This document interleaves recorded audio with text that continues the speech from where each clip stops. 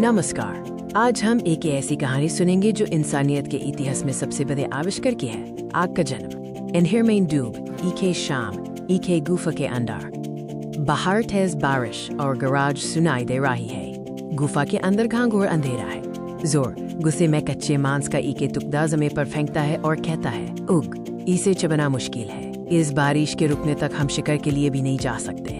काल दिमे और स्थिर आवर्स में जोर को समझाता है, प्रकृति हमसे महान है जोर। डायरिया राखो।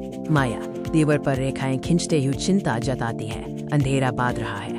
अगर आज रात कोई जंगली जानवर आता है तो हम यूज देख भी नहीं पाएंगे। और तभी आविष्कर्ता KSHANAAYA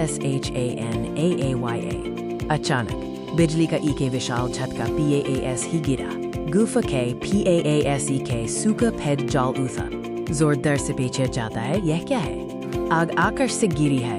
यह तो देवताओं का क्रोध है। माया हैरानी से देखती है, देखो इस पेड़ के PAAS अब अंधेरा नहीं है, रोशनी है और गर्मी भी है। काल खड़ा हो जाता है, दरोमा मैं इसे करीब से देखूंगा।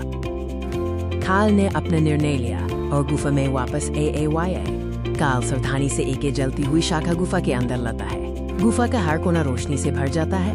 जोर अपना हाथ आग की तरफ बढ़ाता है, फिर तुरंत पीछे खींच लेता है। यह गर्म है। काल तेज पत्थर से मांस का ईके टुकड़ा काट कर यूज आग के PAAS रखता है।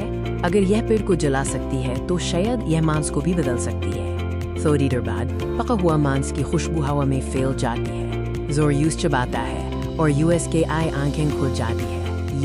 यह नरम है और स्वाद भी बहुत अच्छा है। अब वे तीनों आग के चारों तरफ बैठे हैं।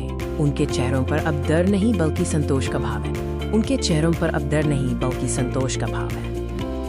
माया मुस्कुराते यूं कहती है, अफलातुनमेन अंधेरे से डरने की जरूरत नहीं, अब तो रात भी हमारी दोस्त है। काल दो पत्थरों को आपस में रगड़ते हुए कहता है, हमें इस रोशनी को खुद पकड़ना सीखना होगा ताकि जब बिजली आकाश से न गिरे तो हम अपनी आग बना सकें। काल बार बार पत्थरों को टकराता है। एक छोटी सी चिंगारी निकालती है। उनकी आंखों में एक नए भविष्य की झलक दिखती है।